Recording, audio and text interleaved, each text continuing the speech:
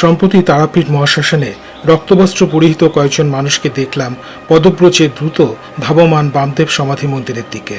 তাদের একজনের হাতে লম্বা বিরাট খাড়া, আরেকজনের সাথে চলছে একটি ছাগল। ক্ষণিকের মধ্যেই বুঝতে পারলাম ছাগ বলি হতে চলেছে। যথারীতি আমিও তাদের পিছু নিলাম পুরো ঘটনাটি চাক্ষুষ করার জন্য।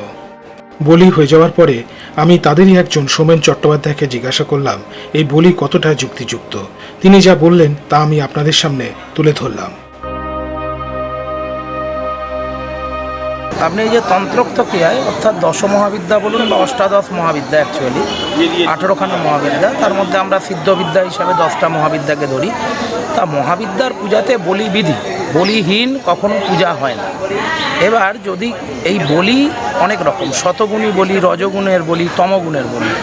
তা এর মধ্যে যেহেতু দেবী তমগুণের, শতগুণ এবং রজগুণ 3টে গুণেরই অধিকারী, সেহেতু তাকে যে কোনো ধরনের বলি দিতে হয়। তা কোথাও সাত্ত্বিক বলি দেওয়া হচ্ছে, সেখানে ফল, মিষ্টি, আতপ চাল, ঘৃত ইত্যাদি সহ। কোথাও রাজসিক বলি দেওয়া হচ্ছে, অর্থাৎ সেখানে রান্না করা ভাত, মাছ, মাংস ইত্যাদি সহকারে।